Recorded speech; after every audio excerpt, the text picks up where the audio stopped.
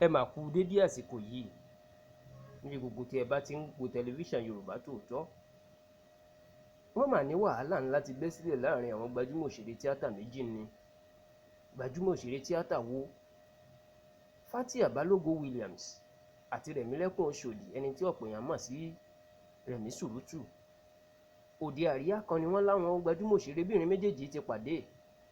Ìyẹn gbajúmọ̀ ọkùnrin oníṣòwò kan tó ń ṣòkú bàbá ẹ̀ tó sì pe àwọn gbajúmọ̀ òṣèré tíátà méjèèjì tó súnmọ́ bí iṣan ọrùn síbẹ̀.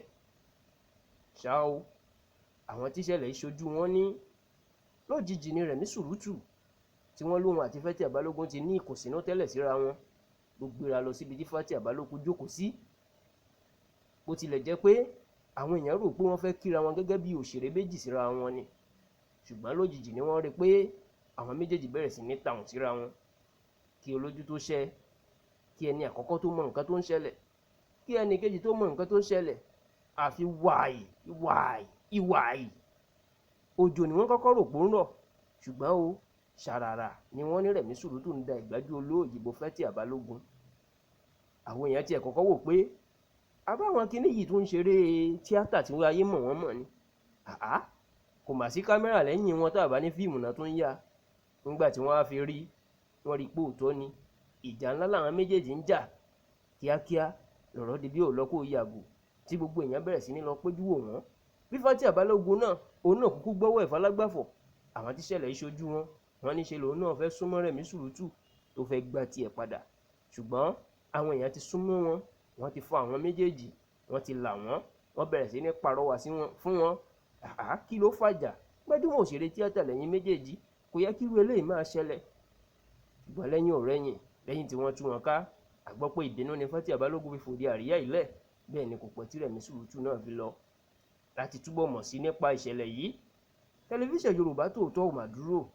Afàtẹ̀jánṣẹ́ ọwọ́ sórí aago Fathia Balogun láti tú kẹ̀kẹ́ ọ̀rọ̀ ní tó ṣẹlẹ̀ láàrin wọn àti Rẹ̀mí Sùrùtù tó fi ń lura wọn lóde àríyá. Ṣùgbọ́n o, Fathia Balogun kò tíì dá èsì àtẹ̀jíṣẹ́ wa padà. Gbogbo akitiyan wa náà láti gbọ́ nǹkan tó ṣẹlẹ̀ lẹ́nu Rẹ̀mí Sùrùtù òun ló já sí pàbó. Ṣùgbọ́n o, àwọn tó mọ àwọn méjèèjì ní yàtọ̀ sí nǹkan kan tó pa wọ́n pọ̀ tó ń fa ìjà láàrin wọn.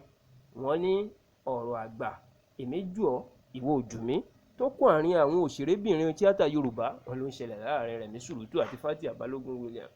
Wọ́n ní Rẹ̀mí Sùrùtù tiẹ̀ ti máa ń sọ fáwọn nǹkan pé Fathia Balogun ní ìgbéraga, ó sì máa ń rí òun fín, pàápàá jùlọ bó ṣe lóun gba ọdún díẹ̀ lọ́wọ́ ẹ̀ gẹ́gẹ́ bí àǹtí, tí wọ́n sì ló tún ní òun kì í ṣe ẹgbẹ́ rẹ̀ nídìí iṣẹ́ tíátà Yorùbá.